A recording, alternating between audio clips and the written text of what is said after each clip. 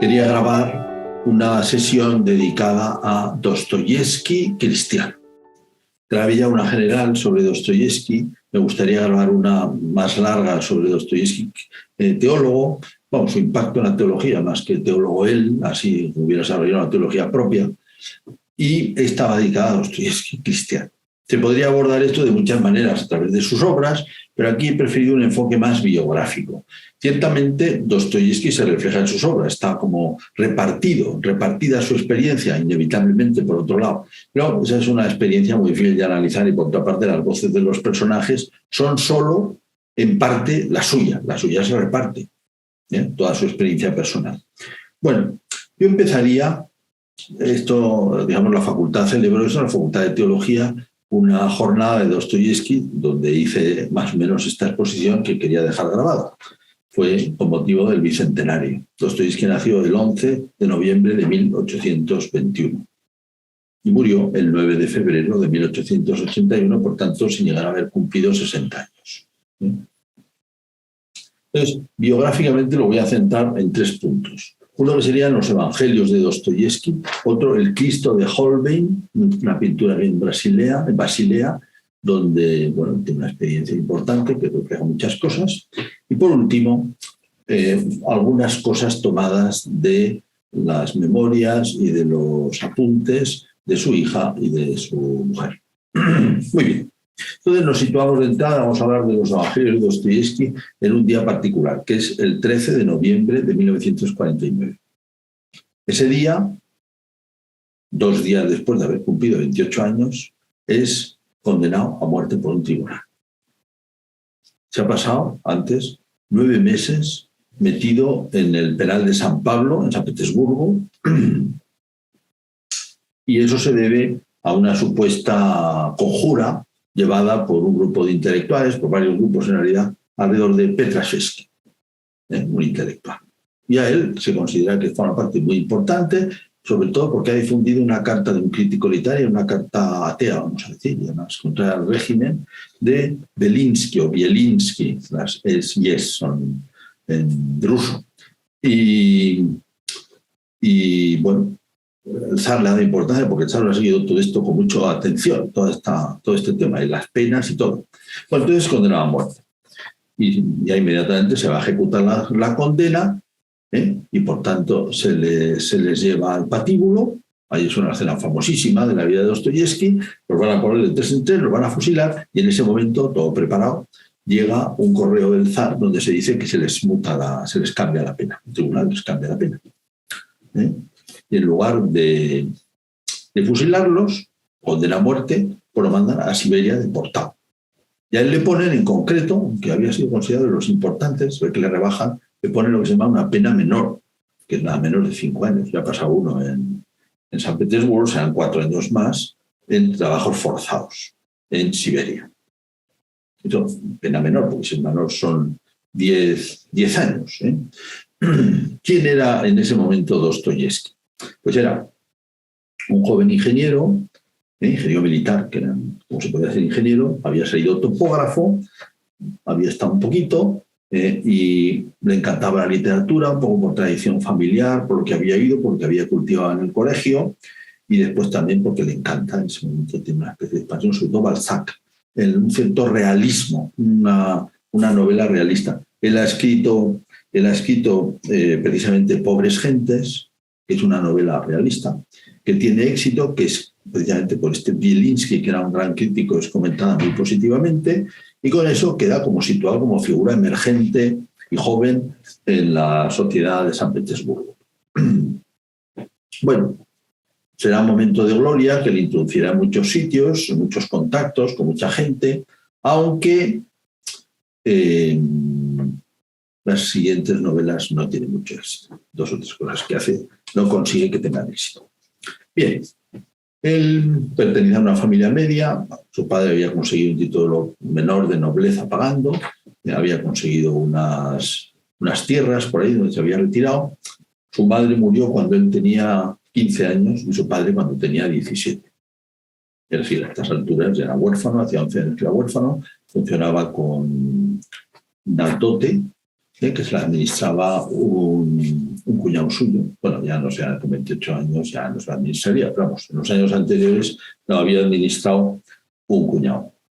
Y bueno, ¿y cómo había entrado en estos círculos? Porque se había relacionado con más gente, era un hombre inquieto también, como normal en esos años, le interesaban las ideas de Occidente, les interesaban, digamos, los cambios políticos, la democratización de Rusia, el necesario cambio de lo que era la servidumbre, que era una clase de esclavitud, donde estaba metido todo el campo, ¿verdad? Bueno, por eso el zar Nicolás I, que lo sigue todo, lo corta de raíz. Y entonces, pues los destinan a Siberia. Y allí van. ¿Bien?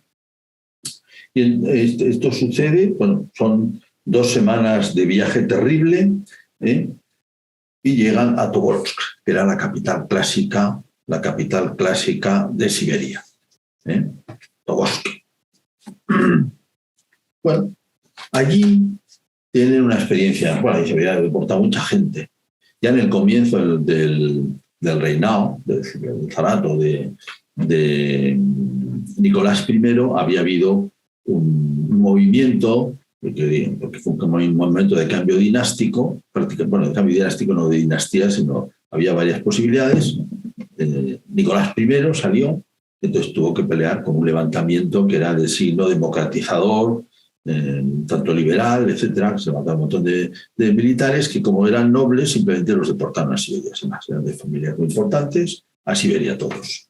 Y allí fueron con sus mujeres. Desde el año 25. O sea, había pasado hace 25 años. Y los soldados que se rebelaron fueron castigados con mucha dureza, con más de 1000 latigazos, que en la que se iban 1000 todavía no era demasiado fuerte, porque el fuerte era por lo menos 2000 latigazos. Y los mandaron allí. Bien, entonces él, cuando llega a Tobolsk, se encuentra a familias de decembristas. Y esta es la experiencia suya que la cuenta. Vimos a esas sublimes víctimas, las mujeres de los deportados, que voluntariamente habían seguido a sus esposos a Siberia. Lo dejaron todo, podían haberse quedado con sus familias en Moscú o en San Petersburgo. La posición, la riqueza, los lazos familiares, sacrificando todo por el deber moral más alto. Un deber que nadie podría obligarles a hacerlo sino ellas mismas. Completamente inocentes durante 5 años. Además, todo aquello les conmovió y eran personas que se dedicaron lo que podían a aliviar la situación de los presos políticos. Que llegaban a Tobolsk, que era de paso, estos iban a Omsk, de donde estaba el penal. Entonces, a las personas que iban, les hacían esto que va a contar ahora Dostoyevsky. La reunión duró 1 hora. Nos bendijeron al entrar una nueva vida, hicieron la señal de la cruz y nos dieron un Nuevo Testamento. El único libro permitido en la prisión. No dejaban ninguna pluma, nada, solo algún libro religioso, los evangelios, por ejemplo.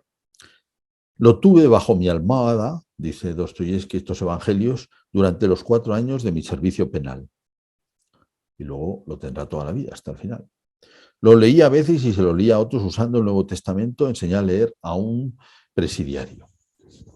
Bueno, él allí primero conoce todo, digamos, el pueblo de abajo, lo mira con sospecha, porque claro, aunque están mezclados ahí, él intenta, confraternizar, pero le hacen notar que él es noble y son campesinos y, digamos, ahí pueden convivir más o menos, pero siempre van a estar separados, no confían. Pero poco a poco, a medida que los conoce, pues va viendo que hay de todo, en todas partes, lo cuenta él. Los hombres, no obstante, son hombres en todas partes. En los 4 años de prisión pude distinguir a los hombres de los criminales. Se hizo con algunos amigos, se hizo con gente que le respetaba, se hizo con gente que le quería, y al final recordará qué tesoro de tipos y personajes del pueblo me llevé al presidio. Pero además, en ese momento, 4 años, en esa vida, él, con solo los evangelios, que es el único libro que tiene, va teniendo un proceso de reconversión. Él siempre había sido cristiano, pero esas épocas de trato con, digamos, diversas filosofías le habían influido un poco de duda, como le cuenta cuando le escribe, cuando sale de todo este proceso, le escribe a Natalia von Vitrina, que le ha dado los evangelios, y le cuenta, esto es en el 50 y, me parece, 54, 55, o sea, 10 años después. He escuchado de mucha gente que usted es muy religiosa. 1854. No porque usted es religiosa, sino porque yo mismo he experimentado y sentido esto profundamente, le diré que hay momentos en los que uno tiene sed, como si fuera una hierba seca, sed de la fe. Y la encuentra precisamente porque la verdad brilla en el infortunio.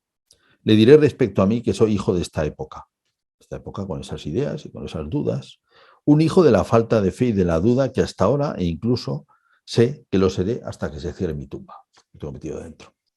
Qué terribles momentos me ha costado tener esta sed de creer y aún me cuesta.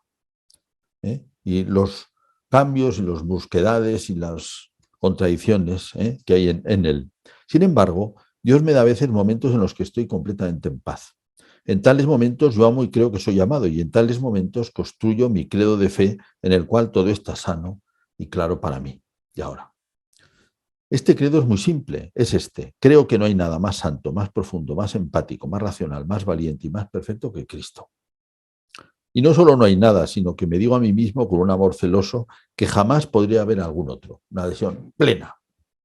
Es más, si alguno pudiera probarme que Cristo está fuera de la verdad, y si la verdad realmente excluyera a Cristo, preferiría quedarme con Cristo y no con la verdad, que ya está la paradoja. Bueno, salió realmente adherido a Cristo, adherido también a la espiritualidad del pueblo ruso. O sea, salía un poco del mundo de los intelectuales y conectaba, como había pasado con muchos eslavófilos, con el sentimiento del alma rusa, que es adhesión a Cristo y adhesión de manera especial de compasión al Cristo muerto y de compasión también a los que sufren, que de alguna manera tienen algo de Cristo. Cristo conecta con ellos, entre otros los presidiarios. Digamos, ese contraste tan tremendo entre ruso, ¿verdad? Y digamos, la compasión de los sufrimientos, que se sentía como lo más cristiano del pueblo ruso, la compasión, y que él piensa también para él. La compasión va a ser un tema muy importante de su vida, con sus contradicciones. No lo he dicho, pero él ya, mientras estaba haciendo la carrera, pues empezó con el juego. Él no bebía, porque su padre lo había visto borracho y lo había visto, digamos, violento, y le quitó eso el vicio del alcohol. Nunca tuvo. Pero en cambio, en los momentos de tensión y en los momentos en los que se siente desamparado, pues muchas veces tiene una especie de impulso para ir a jugar, para ganar lo que necesita, y lo pierde constantemente. Esto le va a pasar en los próximos 10 años. Ya le había pasado siendo militar. Bueno, pero esto sería, pues, claro, nos falta un tema importante, decimos, lean esos evangelios. ¿Qué interés? Esos evangelios se conservan. Esos evangelios que él tuvo hasta la muerte se conservan, los recibió su hija, los donó a la Biblioteca Nacional y ahí estaban, y ahí están. Y en el año 84, Hetza, que es un noruego estudioso, pues los estudió. Entonces aquí cuenta cómo estaban subrayados, cuáles son los pasajes que están subrayados, muchos de San Juan. Y luego también algunas pequeñas referencias, no podían ser muchas porque es que no tenía con qué escribir. Se les prohibía totalmente, no tenían lápiz, no tenían pluma, no tenían nada. Y entonces, alguna vez que coge una pluma o que coge un carboncillo o algo, puntúa algunos puntos importantes. Después también él dobla las páginas y hace señales y tal. Curiosamente, esos evangelios que digamos que se conservan, en el año 2010 fueron editados, o sea, se hizo una edición facsímil donde se señalaban un poco los puntos que Dostoyevsky había destacado. Tengo aquí una relación de todo esto. Dice, en el 2010 publicó. Y luego después se ha hecho un estudio mucho más profundo, hace 5 o 6 años, 2015, 2016, donde a través de fotografías, digamos, de todo tipo de enfoque sobre el libro, se han visto que de las 700, de las 600 páginas que tiene, 620, 527 están con marcas. Hay más de 1426 notas, mucho como digo, solo puntos, o solamente dobleces, o solamente, y luego curiosamente, como no tenía nada, muchos están subrayados con la uña. Y repetidamente. Hasta aquí, que está todo tan... Hay casi 300, 299 marcas de uñas. Y esto lo quieren estudiar con más detenimiento. Bien, Yo no creo que de ahí vaya a salir demasiado. Ya, digamos, Hetza, que tiene, por cierto, una excelente biografía de Dostoyevsky, estupenda, que está traducida también, o sea, fantástica.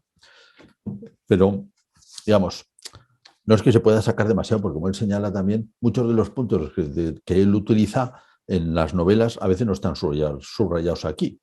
Luego él tenía costumbres a veces de abrir los evangelios y de sacar algo de ahí, preguntar algo y sacar de ahí los evangelios, como ya veremos.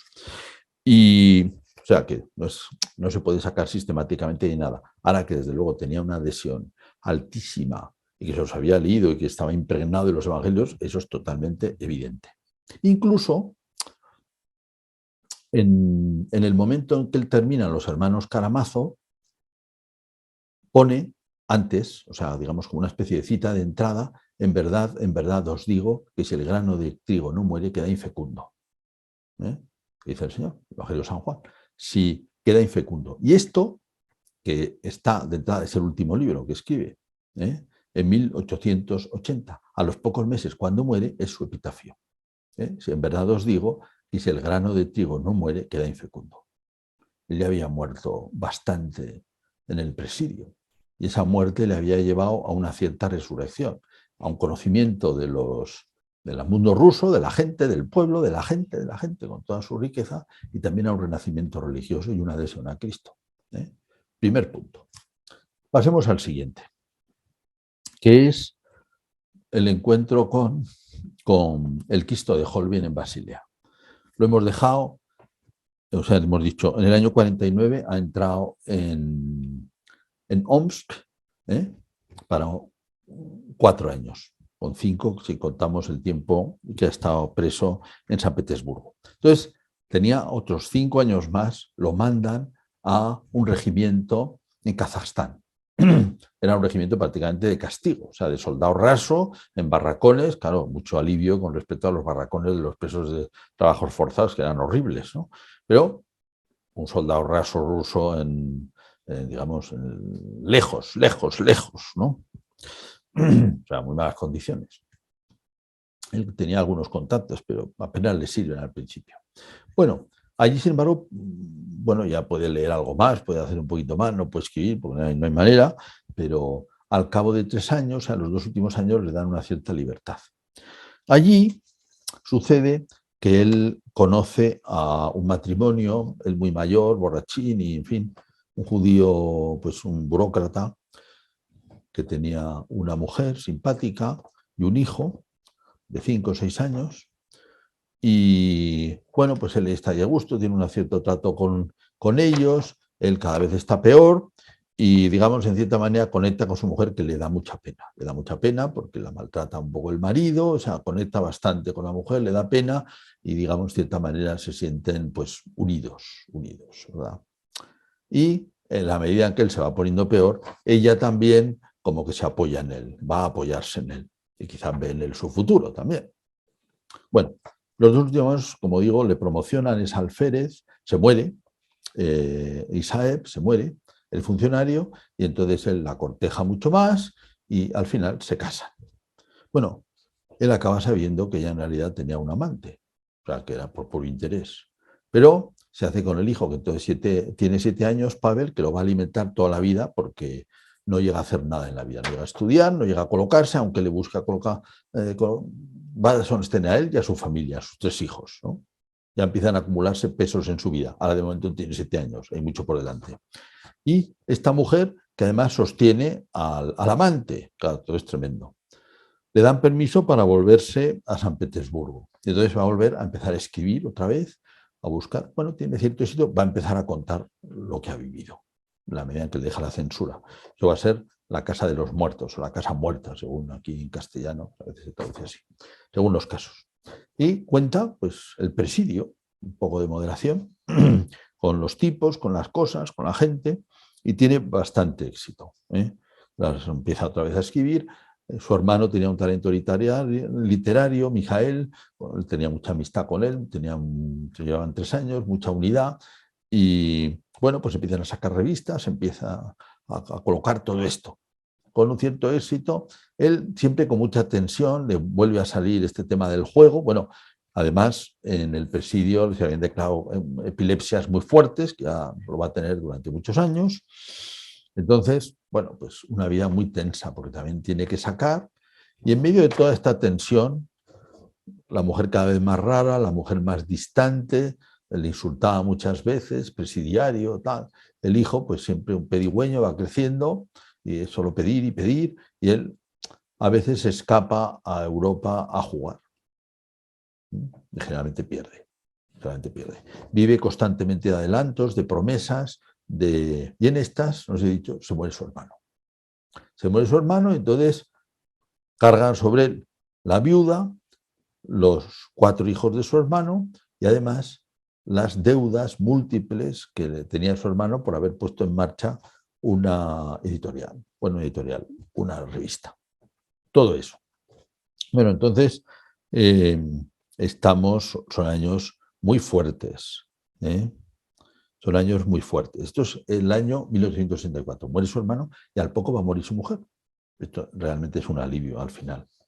Le deja el hijo, su hijastro, pero es un alivio.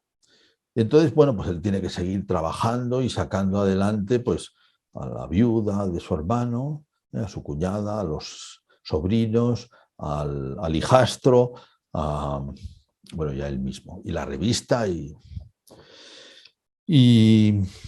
vive siempre de adelantos, que mete mucha tensión, promete artículos, promete un libro breve, y como ya había perdido un poco de crédito porque no cumplía, se compromete a que si no lo presenta a tiempo, cede a la editorial todos los derechos de lo que había escrito hasta ahora. Una escena famosa, la vida de Dostoyevsky. Entonces va pasando el tiempo, no adelanta, no empieza a hacer ese libro, estaba haciendo al mismo tiempo Crimen y Castigo, que va adelante por entregas, tal, una gran novela. Y como no lo va a acabar, pues no hay manera de que lo acabe, recurren con sus amigos de pues que lo dicte. Alguien que escriba taquigrafía, que lo dicte, quedan 2 semanas y entonces con eso ya está, ¿no? Que lo componga.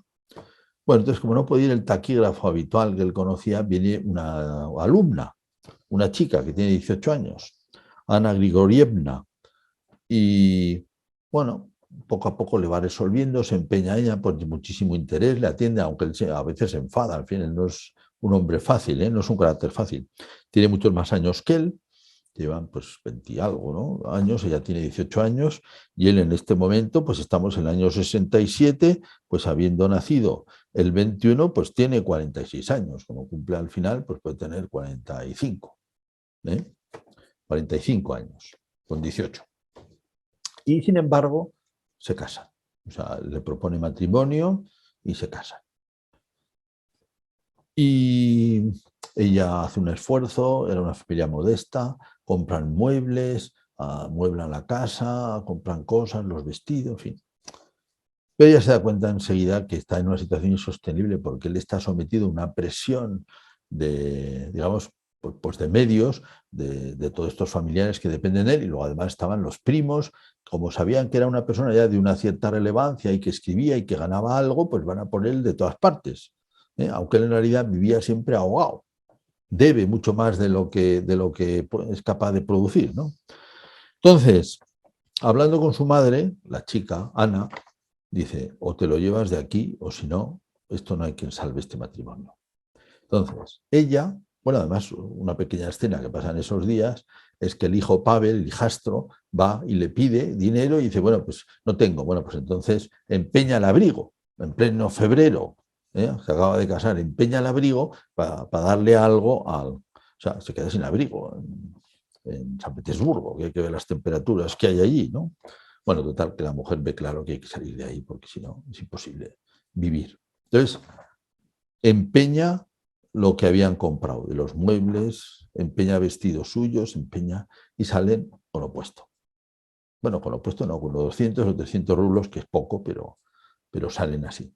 Entonces van a hacer un viaje por Alemania, pasan por Dresde, donde hay una Madonna que a él le gustaba mucho, la había visto otras veces, la Madonna Sixtina de Rafael, a la que tiene mucha devoción, donde ve, digamos, la representación de la belleza. Es uno de los grandes deslumbramientos de él. Toda la vida le va a tener afecto. Al final le regalaron un cuadro que tenía en su despacho, cuando tiene al final un despacho en los últimos años. Bien, bueno, le he dicho que el librito que consigue sacar adelante con Ana es El jugador, muy famoso, ¿no? Es el libro que consiguen presentar a tiempo y con eso no perder los derechos. Bien, pero ahora están de viaje.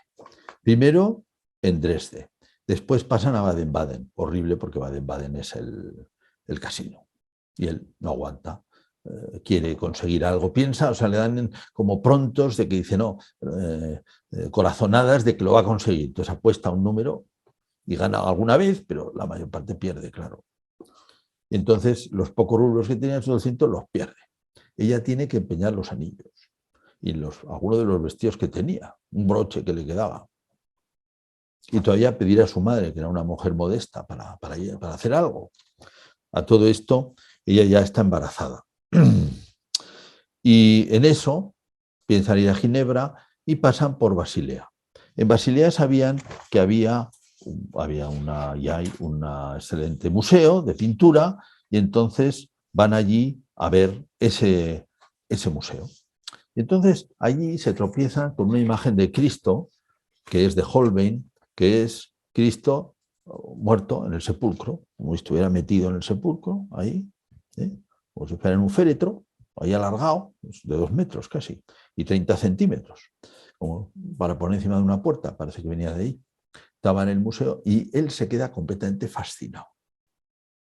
Y además entra como en vibración, moviendo allí, digamos, lo tremendo de la muerte y del abajamiento de Cristo, del sufrimiento de Cristo, que había visto tanta gente azotada y tanta gente maltratada, pues lo está viendo ahí también. Y él mismo, a él no lo llegaron a azotar, pero lo está viendo ahí. Y en esos años, en estos del 67, en estos 2 años, está escribiendo El idiota. Esto aparecerá en El idiota. El idiota precisamente, y luego también algunos comentarios hablan de este cuadro y lo describen. Dice, con este cuadro se puede perder la fe. Pero al mismo tiempo se ve que cerca está.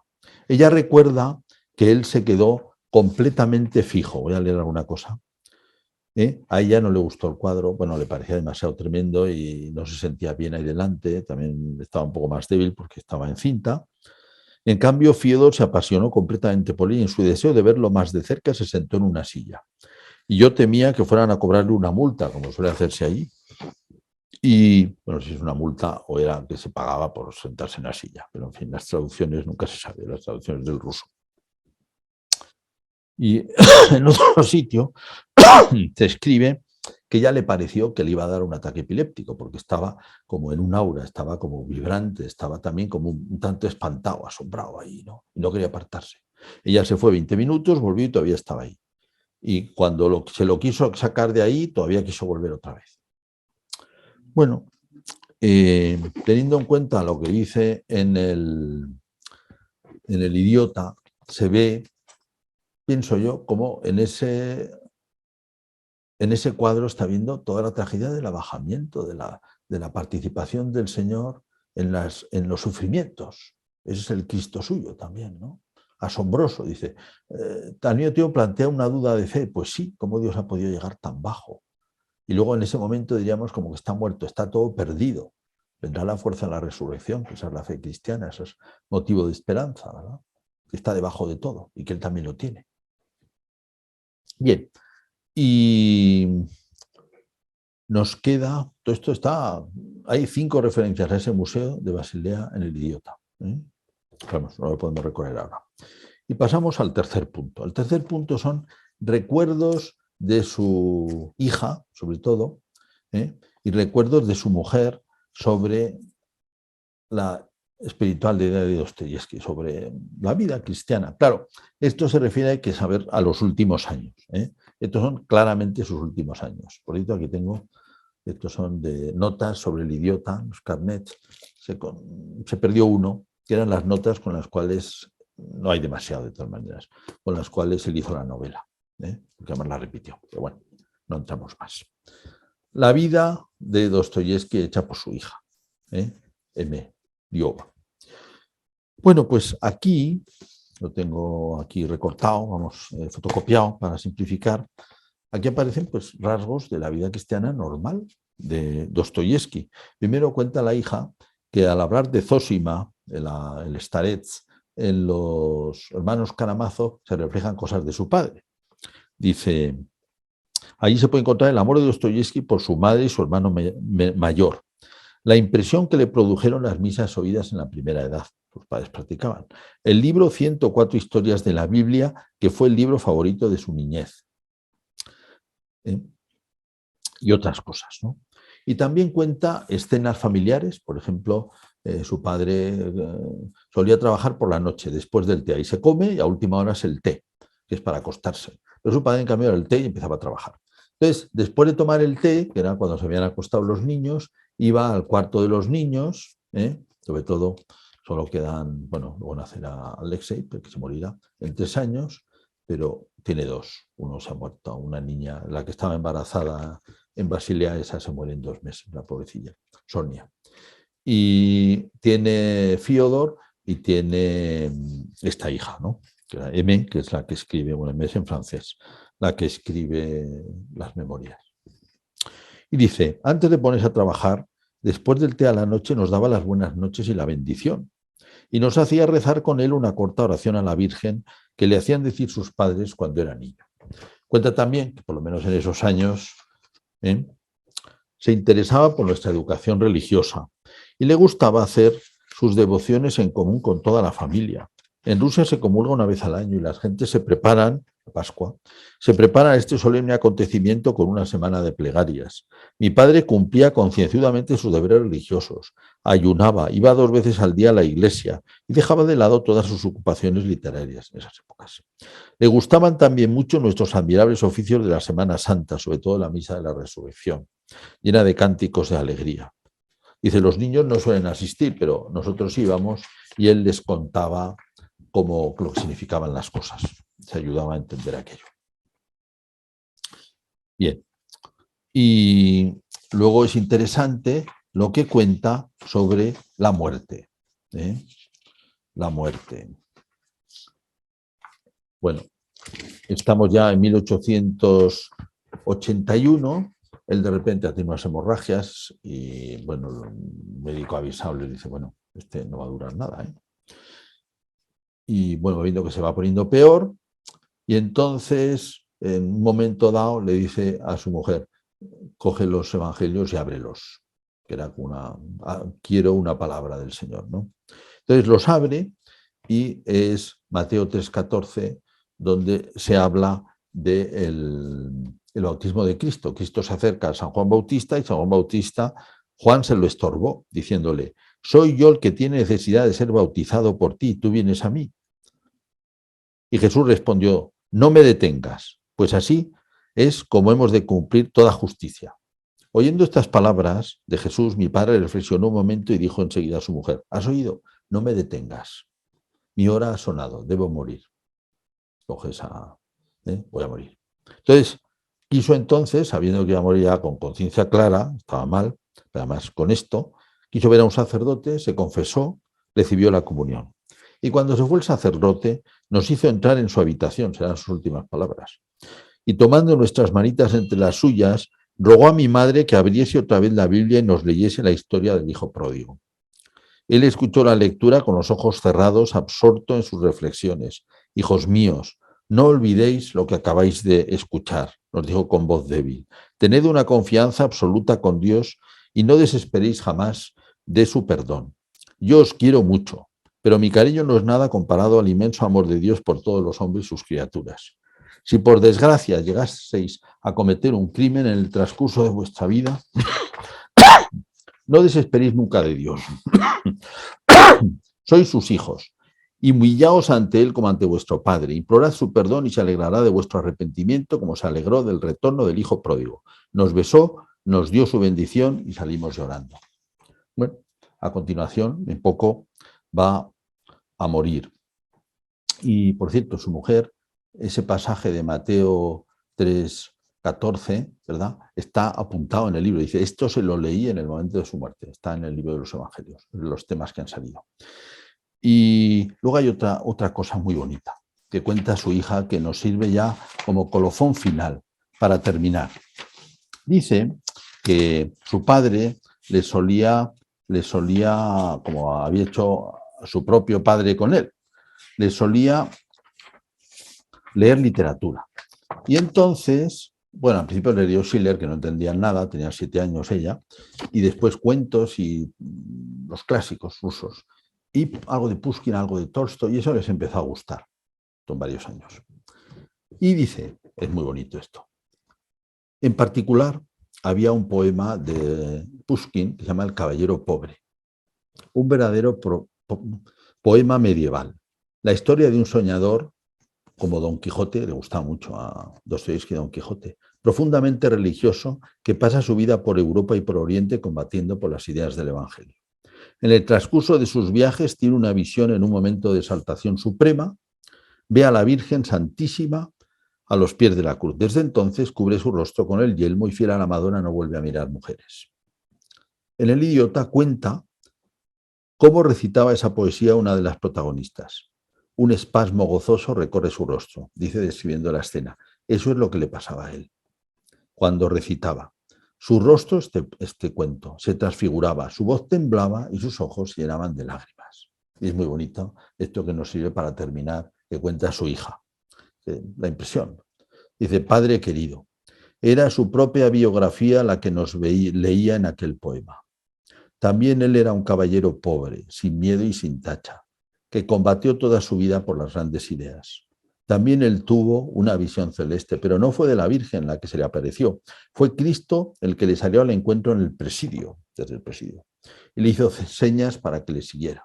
Les leo un poquito del caballero pobre. Era un caballero pobre, silencioso, la traducción no debe ser muy buena, pero en fin, sencillo, de rostro severo y pálido, de alma valiente y franca. Tuvo una visión maravillosa que se grabó en su corazón.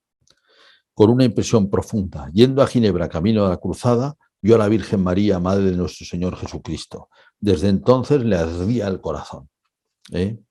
Y cuenta cómo peleaba, se puso un rosario al cuello, como una insignia, y jamás levantó ante nadie la visera de acero de su casco. Lleno de un puro amor, fiel a su dulce visión, escribió con su sangre, AMD, sobre su escudo, Ave Mater Dei. Y luego cuenta cómo combatió y cómo murió, pues pobre, en su castillo, solo y un poco abandonado. Dice, él se veía así. Y ciertamente cuando se recorre su vida, se ve la vida de un hombre que es un caballero, que quiere ser un caballero cristiano, que quiere vivir cristianamente y que siente el dolor y que ha ido complicando la vida, pues vamos a decir, por motivos de conciencia, por motivos de conciencia. Y que ahí es donde ha encontrado a Cristo, en el sufrimiento. Estos son los rasgos cristianos de Dostoyevski. Quizá otros no tienen, o sea, no se pueden destacar en él. Por ejemplo, él respeta mucho la Iglesia, aunque no tiene una gran opinión de los popes, que suelen ser personas pues bastante ignorantes, eran entonces, ¿verdad? Otra cosa son los monjes de los monasterios, pero en fin, a veces la Iglesia, los sacerdotes tenían muy poca formación y solían ser de estratos bajos de la población, muchas veces pues no eran grandes personajes, ¿verdad? Aunque dentro de la tradición rusa están los santos, los locos de Dios, o sea, los místicos, o sea, eso también. De manera que es muy difícil verlo con ojos occidentales. Él tenía bastante manía en general a lo católico, que pensaba que era herético, como piensan en general los rusos clásicos. Se separaron de los occidentales y la Santa Rusia es lo que queda de auténticamente cristiano en el mundo. Eso desde luego lo piensa así. También piensa, por ejemplo, que las ideas socialistas vienen un poco del occidente católico, que son por eso. Todo este tema no lo entiende bien. Pero evidentemente era un hombre cristiano con un cristianismo profundamente regado, un amor a Cristo muy grande, con una adhesión a los evangelios enorme. Esto no se puede poner en duda. Son los rasgos cristianos de Dostoyevski que después van a salir reflejados en todas sus obras. Esto es, me parece, lo que vale la pena destacar. Puedes encontrar todas las series ordenadas y mucho más material sobre teología y pensamiento cristiano, así como artículos, presentaciones PowerPoint, reseñas y libros, visitando la página web cuyo enlace está en la descripción de este video.